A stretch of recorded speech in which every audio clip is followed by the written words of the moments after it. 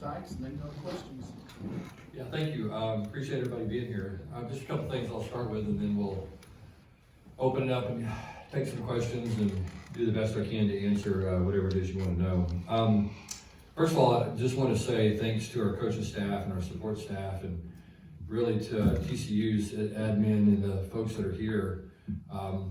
We had to hit the ground running from last Tuesday, presser to really today. So we've had 15 days to try to assemble a recruiting class.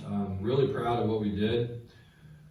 What we try to do, our philosophy is always this: we don't reach ever on players. I think that's where it begins. We wanted to sign guys that we felt could make a difference in our program. It would have been very easy for us to go out and sign 25 players today's signing period. That would not have been a hard thing for us to do.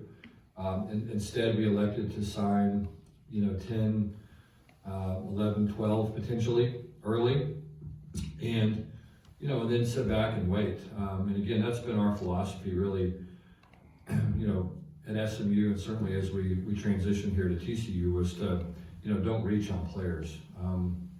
My dad always said something I always thought was interesting. He said, if you lose a recruit, you play against them one time a year. If you sign somebody that can't play for you, they hurt you 365 days a year. Just because you have a roster space, a roster place that's filled by, somebody that can't contribute to your program, and then, the things that go along with that, the discontent and things like that sometimes accompany players when they realize maybe they're not good enough to play for that particular school or that setting. So I think that was our approach once we took the job. And again, because of a lot of hard work, a lot of sleepless nights, 15 days of really grinding with 2 official visit weekends, and basically going all over the country chasing players around. This was the result, and we're really proud of the 9 that signed today. We have another commitment from a transfer that will not sign. He'll enroll in January, which will kind of get it to 10 newcomers. And so, anyways, it's a great group, guys. I'm excited about. The other thing I think that was interesting and different this year is this was really the first time that we were recruiting in the age of name, image, and likeness, which at the beginning of the recruiting cycle, I think all of us weren't quite sure that was going to have an impact, or how big of the impact it was going to have in recruiting. I think certainly by the end of the early signing period, we all had an idea that it was going to have a very significant impact. I think you saw some teams across the country really benefit from announcing name, image, and likeness deals, especially in particular positions of need. When it came to schools addressing, like I said, a position of need, there were some announcements, I think, that had some significant impact on recruiting, certainly impacted some of the guys that we were recruiting. And so it looks like name, image, and likeness is here to stay. It certainly looks like it's going to be something that you either get on board with and stay competitive, or you don't and you get left behind very quickly.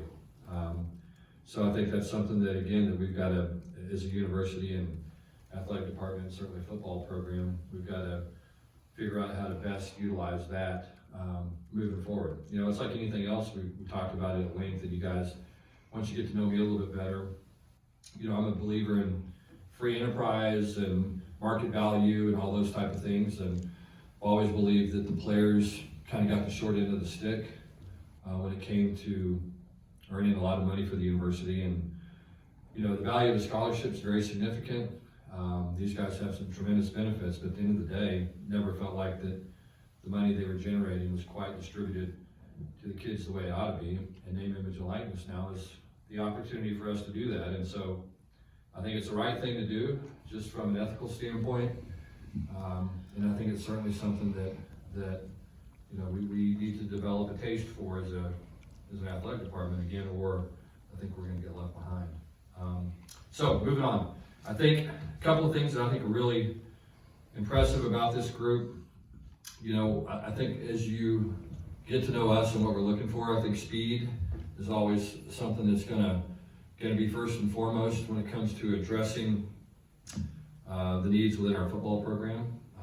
I think normal years, what we try to do is sign a football team every year. In other words, a quarterback, a running back, a tight end, 3 receivers, 5 offensive linemen, 3 defensive linemen, 4 linebackers, 5 DBs. That's kind of the normal way you sign a recruiting class, and that shows again that you have balance in your program, and that's what you're looking for.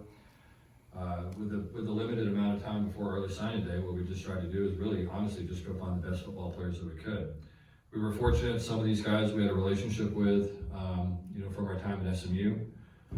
Some of the more highly regarded players were guys that we had been recruiting for a number of years. And again, as we've talked about before, recruiting is really all about relationships and relationship building and trust. And that's what made some of this difficult for us was we got on some new players, particularly some of the guys that were committed to TCU. As we took over, we had to make some decisions based on those players. We felt like some of them it was in our best interest to move on. Number one, we watched the film, and number two, when we got to know the young man, we had to make some tough decisions and decide, hey, look, we think it's going to make more sense to move on. This young man might not exactly fit what we're looking for, either as a player or as a person or academically, or whatever the case may be. So, there's going to be some lost commitments, and again, that's just part of doing business and taking over a recruiting class as late as we did, and again, before the early signing period. So, again, this class has a lot of speed. There's a lot of guys that can run. I really like Josh Hoover as a quarterback. He's a guy that is very productive, very mature. What we're looking for from our quarterbacks at that position are guys that, are winners, guys that make the supporting cast around them better, good decision makers, obviously accurate throwers, good athletes, but really the value of a quarterback is when he, makes the receivers and the running backs and the offense and the entire team better just because of his presence. And Josh is one of those guys that does that.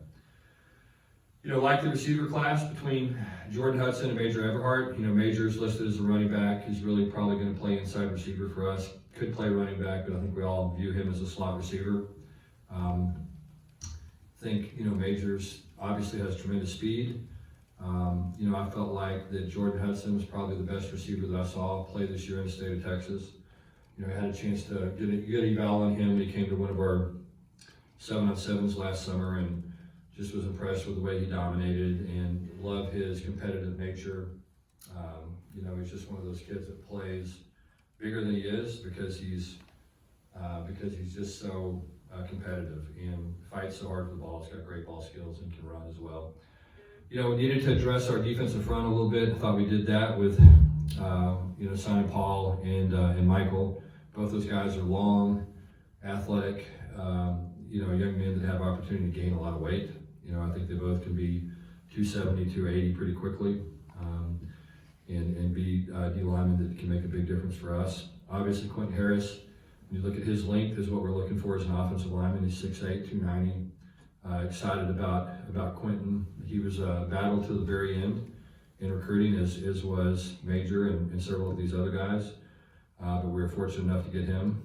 And then, Kyron Chambers obviously is a big physical defensive back that we've had on the radar for a long time. Love the way he competes. He's playing for a state championship on Saturday at South Oak Cliff.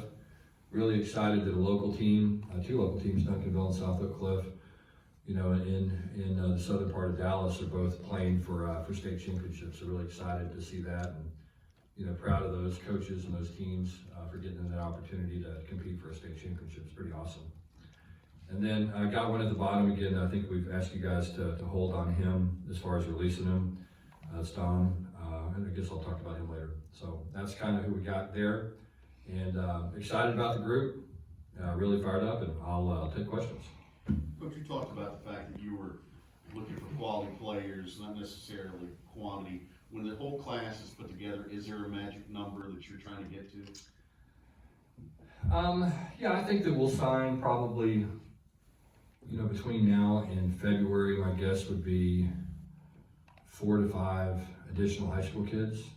You know, I think we could sign as many as 2 more this week, you know, just based on some NLIs that we have out there and some kids that are maybe to sign a little bit later in the week. So there's some stuff, you know, that could come in before Friday. You know, the NLI period ends at midnight on Friday. So our hope is that we get 1 or 2 more. You know, we'll see how that plays out. And then, you know, that would probably get us to, you know, 14, 15 range. And then my guess at that point is, you know, we'd be in the 20 transfer range, potentially. You know, possibly add as many as 34 players this year, depending on scholarship availability. There's some ways that you can add some additional players, being creative in managing the roster. And so, you know, we'll see how that plays out. A lot of that's going to have to do with what happens in the spring. And so, you know, we'll be recruiting guys up until fall camp starts. And so it'll be a process, but, you know, some of those guys will be high school guys, some will be transfers. And again, the big thing that we'll do, I think, when everybody hears the word transfer, they assume that you're taking a 1-year transfer. And in most cases, our guys are, you know, 3 or 4 year transfers. So it's almost like adding a freshman in some ways to your roster, especially with the COVID year. You know, everybody got that free COVID year, so that really changes your roster and how you manage it. Coach, I know fans get up early, they're excited, it's like Christmas for them. How excited do you get as a coach when signing day hits? Oh man, I'm excited because vacation is coming up quickly. No, it's a grind. I mean, you know, we were talking about this. We were talking about this as a coaching staff earlier. You know, I don't think we've had a day off since like July 20th, you know, 1 day. And so it's just been kind of crazy, kind of hectic. You know, you just go straight through. And most of these days, you know, obviously during the season, those are 18-hour days. Then you have recruiting weekends, and those are 18-hour days, you know, Friday, Saturday, Sunday. And then, you know, and then Sunday night, as soon as the group of recruits leaves, then, you know, we hosted a junior day last week. As soon as the official visitors left, we had a big junior day, had about 20 guys on campus then, and traveled different places to go see guys. And so it's just, you know, it just never ends. So I think everybody's ready for a little bit of a break. But I'm always excited. It's just an exciting time for young people. You know, they've worked their whole lives to get this opportunity and, you know, to choose a school that they're so excited about. And so, you know, as I said earlier, I think that the thing I like about this group, obviously the players first and foremost, but the second thing again was our ability in some ways, and I do think it's an ability, it's almost a learned skill, because this is the 4th time I've gone through this transition as a head football coach. Not always with the early signing day, but where you're trying to put that first recruiting class together. And typically, you know, your first class is not very good, you know, because you're trying to, there's a transition, you lose some guys, you're adding guys, and then the temptation to fill up, I think sometimes is too difficult to pass up. So we decided to be very thoughtful and very intentional and not sign anybody that we didn't feel like, you know, was a difference maker for our program. And so, you know, when you look at the ratings, recruiting ratings, I mean, I think these guys are rated very high. You know, I think they'll compare favorably across the conference. Now, again, we didn't sign 25 guys like some people did, but I think we did exactly what we wanted to and showed some restraint. You talk about NIL and the importance of that. Have you seen, I know you're not able to be directly involved, but have you seen some supporters and boosters where recruits can see some potential coming to TCU yet? Look, I mean, I think I'm going to address kind of other schools. I mean, it's like anything else when, you know, when you read the same newspaper that I do, or the same, you know, tweets or social media posts that I do about players that play certain positions are going to get a certain amount of money. I mean, how is that not an enticement to attend that university? You know what I mean? And I think that, you know, again, name, image, and likeness was not supposed to be an enticement to attend the university, but you know, like everything else, you draw conclusions and you connect the dots and you go, well, they're paying this guy, let's say $50,000 a year. All right, well, I play that position and they're going to pay all the guys $50,000 a year. That means I'm going to get $50,000. And that's not really, drawing too many conclusions. It's just kind of applying some common sense way of thinking. And so to sit there and to think, okay, look, if I'm there 5 years, I make $50,000 a year, it's $250,000. I mean, that would be an enticement for anybody. And so I think that's where this stuff is headed, you know what I mean? And so it's like anything else. I think everybody has to decide what their appetite is and, and act appropriately. What's your appetite? I mean, it's kind of out of my hands. You know what I mean? I mean, that's the thing about it is, again, it goes back to what I said earlier. It's a free market, it's beyond me when it comes to those deals. I mean, those deals are beyond our guidance and is the athletic department. So, I think it's like anything else. We've got to, I do think that whoever just makes these decisions has to decide whether or not that they have an appetite for it. Probably more important than whether or not I do. Sonny, we hear a lot the term Wild Wild West with all of this. Is it really like that? Is it really that much different today than it was 4 or 5 years ago in North Berkeley or anything? Yeah, I mean, yeah, for sure. Yeah, I know. I think it is. I mean, I think, there were certain parts of the country. How's that for dancing around a thing? There were certain parts of the country that you knew if you took a job or you participated or decided to run one of those football programs, then, there was going to be a certain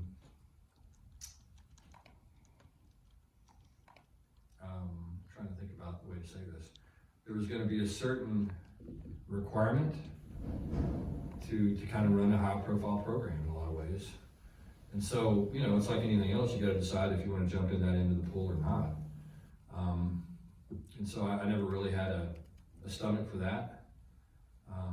But it's a new age, And as I said, it's different just because it's out there. You know what I mean? And I think there was always sometimes there was the wink wink and that kind of thing, but now it's like I said, it's a set dollar amount. At some football programs, it's a position, they understand what they're gonna get. And so as I said earlier, I mean, it's like anything else. I mean, how is that not an enticement? I mean, I think everybody knows it is, but it's, but that's kind of the way things are going. And as I said, I believe this all the time. I mean, I'm certainly not complaining. Don't get me wrong. I'm not complaining. I mean, look, that's the nature of college football. And if I don't change, I'll get swallowed up. And I think we all have to do that. And not only do we have to keep up, we have to think of ways to get ahead. And we have to, figure out what we can do to gain a competitive advantage. And that's really what college athletics is all about. That's what business is all about. What's the competitive advantage that we can gain and how can we gain it? And so it's something that we talk about as a coaching staff all the time. And whether it's, certain plays that we run, whether it's certain things that we do in recruiting in regards to social media and that kind of stuff, the amount of time we spend on the phone with recruits, I mean, all those things are factors in who we recruit and how we recruit. And now name, image, and likeness is going to be one of those factors. Coach, you talk about the transfer portal and potentially bringing in up to 20 kids this year. Is there a priority list as far as position goes when you're looking in the transfer portal? Yeah, I mean, it's always the same positions. I mean, it's, every football program, whether it's a 7th grade program or NFL program, is looking for, the same positions. You're always looking for D linemen, you're always looking for O linemen, you're always looking for corners. And those are the positions. We've got a little bit of a numbers issue probably at linebacker, just transitioning from a 3 linebacker to a 4 linebacker defense. So we've got some numbers that we have to address when it comes to that. So yeah, I mean, there's going to be a lot of things that we have to do to improve the roster. The good thing is that we'll have, a real strong opportunity to sit down over the Christmas holidays, spend a lot of time diving in and looking at our current players, watching a lot of film, trying to get an evaluation on what those guys have done in the past, and also keep an eye toward the future. We'll have a chance starting January 10th to start working with our players. And, You know, we'll be here at 6 o'clock every morning, watching our guys lift and run and making determinations on who can play what and where can we move this guy and how can we best address the needs that our team needs to address when it comes to transfers. So all these things will play out for a long time. That number may be a little high, you know, or maybe a little low, just depending on, you know, kind of what happens and how many spots we have in our roster. Do those guys who hit the portal, do they express interest to you? Are they allowed to do that? And if so, what's that been like? Yeah, I mean, look,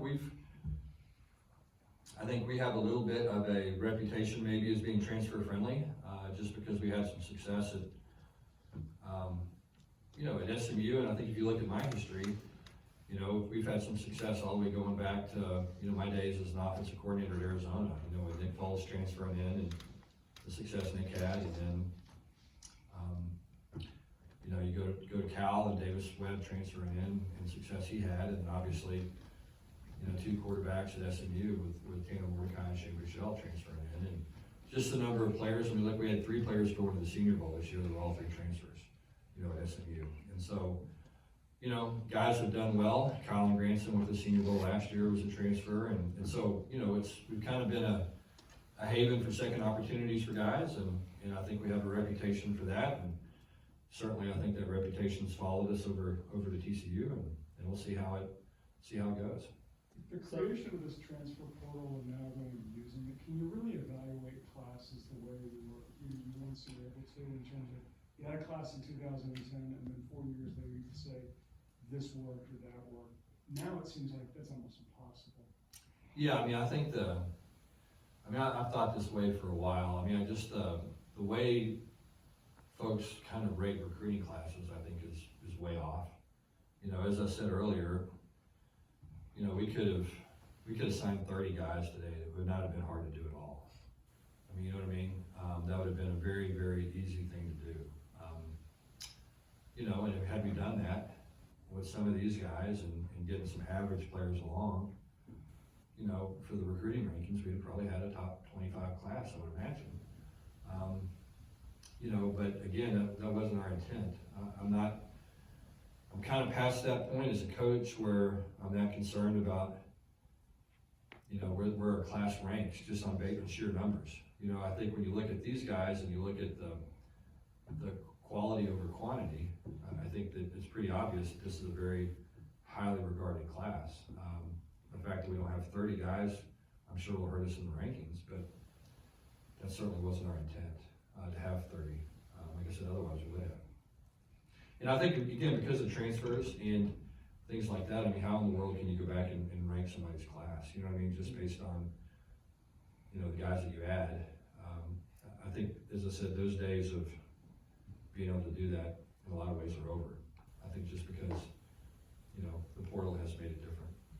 So you talked about Hoover a little bit, but just how do you feel about the overall quarterback room going forward? And do you feel like you need to add at least one? Yeah, you know, the thing about it is we really haven't had a chance to talk to our players that much about this, but the one thing that we'll talk about with those guys is, and I think this is where this begins, and I think it's important for everybody that our current players, you know, potential, the signees, transfers, you know, TCU fans, everybody. I think the thing that we talk about all the time is, you know, our duty is first and foremost to field, number one, take care of our players, okay? Take care of our players physically, mentally, emotionally.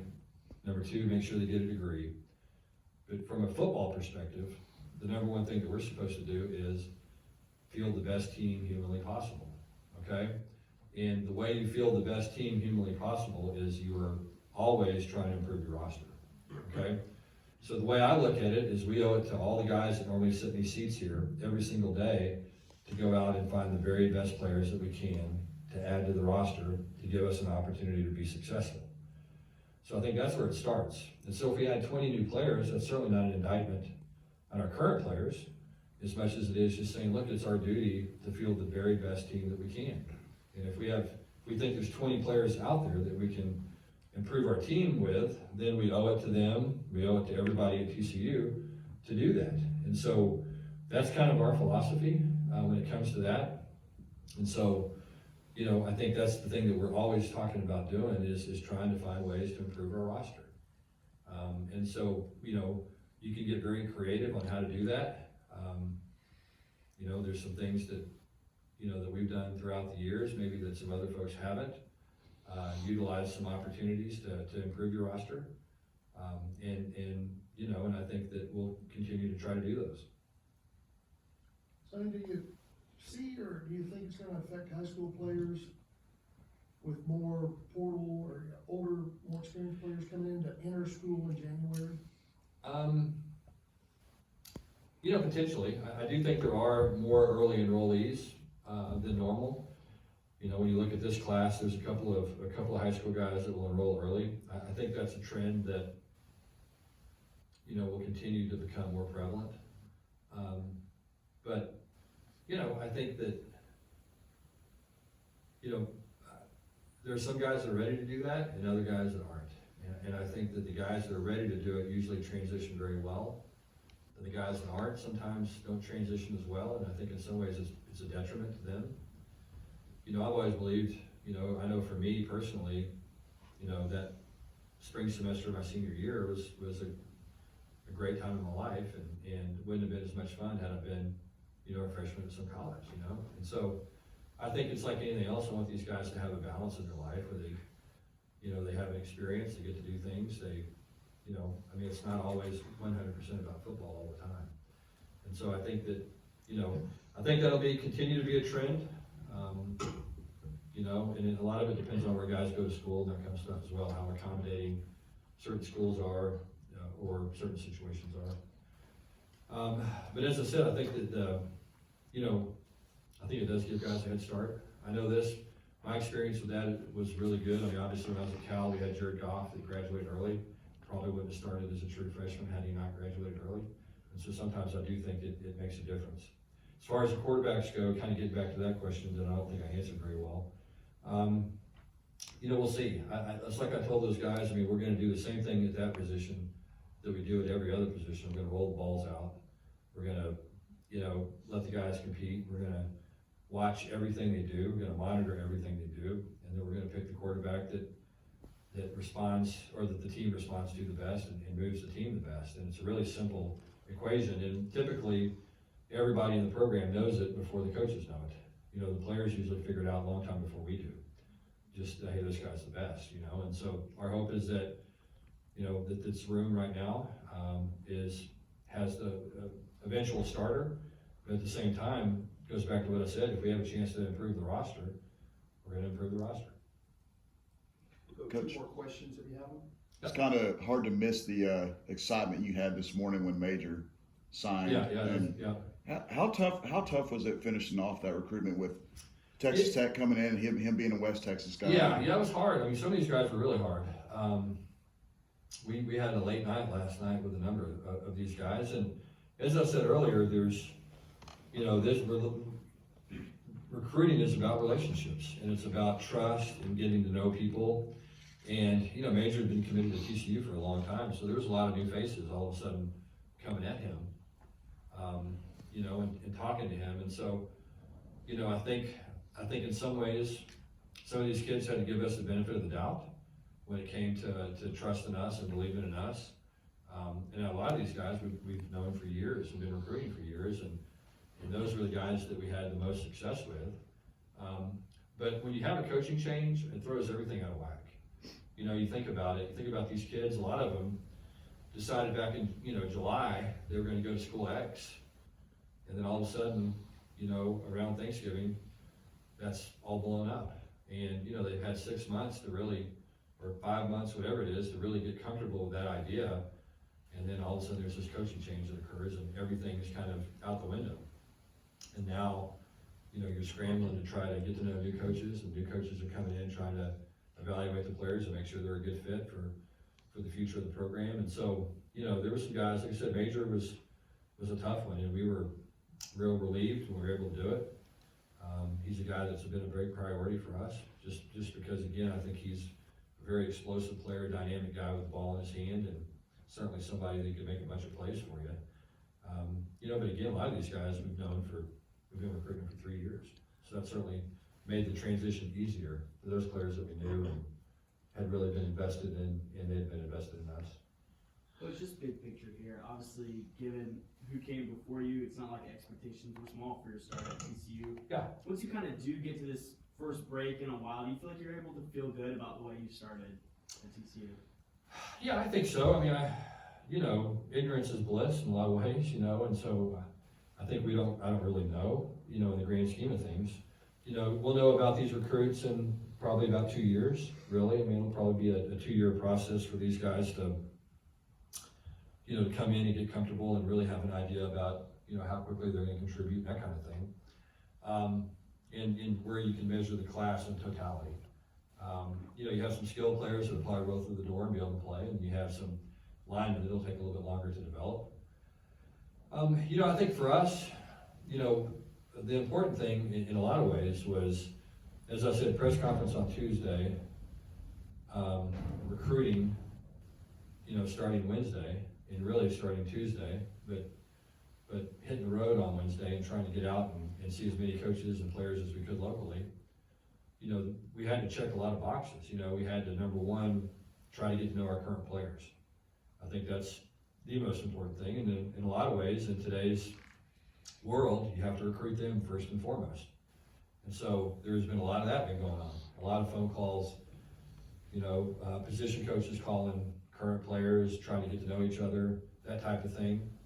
The day after Christmas, my wife and I will load in the car and probably try to go see as many as 30 of our current players between now and the day, or between Christmas and the day we come back.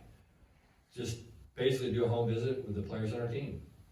Just try to get to know them and their parents and make sure they're comfortable with us and ask questions and sit in their home and, break bread with them. And I think that's so important to develop in that trust. And so that's something that we'll do over the holidays is, try to get into as many homes as we can and spend some time with our current players. Number one, to recruit. Number two, just because I think it's the right thing to do. And so, when you look at this list, and you tell me, if you told me 15 days ago we'd be able to sign these kind of players, I would have looked at that as a big success. But time will tell. Take one more. Coach, you've been in 15 days, feeling like it's successful. Do you feel after this first junior day too that you've laid a really good foundation for 23 and beyond? Yeah, I mean, it's a very small foundation. My hope is that a lot of these guys that were here on that first junior day, this past Sunday, my hope is that, they'll be on campus 10 times more at least before they sign with us, maybe as many as 15 times. That's just kind of the way that we recruit. Again, we want to get to know these guys. We want them to get to know us. We want to have a connection with them that's just more than football. Where it's a personal connection, and certainly their parents as well. We want them to feel comfortable with us. We want those kids to have attended practice and see how we coach, see how their kids are going to get coached, get around our players, see what the atmosphere of the team is, what the culture of the team is. Because I know as a parent, we're in a great situation because we have a world-class university here. It's a private school education. You can't deny that. You're in a great city in Fort Worth, the 12th largest city in the country, the #1 sports market in the country. So that's a great beginning, okay? So not many people can say all that just from a recruiting standpoint, and we can. But then, the next thing to me as a parent would be, what's the culture like? Am I gonna send my son to that locker room to be around these people every day? What kind of players are they? What kind of people are they? And then, what kind of adults are gonna mentor my son and be around them every day? And what's the interactions gonna be like? And how are they gonna be treated? And, do they really care about them off the field? And, all those things would be important to me as a parent. And so, what we try to do is get people here on our campus and then just show them what it's like. And then let them make a decision really on whether or not they think it's what they want their son to do. And that's the way that we recruit. And sometimes that's a process. We have probably more junior days than anybody in college football, I'm guessing. you know, I'll be in the house February 1st, and there'll be guys coming to my house as soon as we have some furniture for them to sit in, because I'm within a mile of campus. You know, my guess is we'll have 35 events at my house probably in the next calendar year. And so recruiting is just something that you do, you know, 365 days a year. It's just kind of part of who you are. And if it's not, you know, I better go get my insurance sales certificate, you know, cranked up. You know, I won't be here long. You know what I mean? It's just the way it is. Coach, have you got your coaching staff all buttoned up? Say again? Your coaching staff, is it all buttoned up? Yeah, I think we're there's still a couple of little things we have to do here and there, but I think I think we know where we're going. Not everything's official yet, but I think we have a pretty good idea of what direction it's going. Now look, that could change too. You know, there's gonna be, after signing day, I would imagine there'll be a lot of assistant coaching changes. That's just part of the world we live in now. You know, we have a good staff. I would imagine somebody will try to hire them at some point, and then we'll see whether or not we can keep them. You know, if nobody wants to hire your staff, then, you know, you probably don't have a very good staff. And so I think that we'll have some guys that, you know, get offered some jobs and that kind of thing, and, you know, we'll need to hold on to them. And, you know, and so just like anything else, there's always these days, you know, as a football coach that are, you know, kind of big days. Usually, you know, Monday of next week, when it comes to staff changes, typically is a big day. You know, then you're gonna have the day after all the bowl games from the transfer portal standpoint. You know, there's whatever 2,000 guys in there now, there'll probably be 3,500 by the end of the bowl game. You know, then the first day of class in the spring semester, there'll be another huge day for guys going in the transfer portal, just because they want to get their semester paid for in the spring. Yeah, it is. So there's all these kind of days of reckoning in our business that you have to look at. And you got to say, well, I got to be prepared for this. And so, you know, it's what you have to do as a head coach, is try to anticipate things before it happens to you. I think when you react, that's when you get in trouble, and you better think ahead and be prepared. Otherwise, you're going to have some issues. Thanks, Coach. Okay, thank you guys. Appreciate it.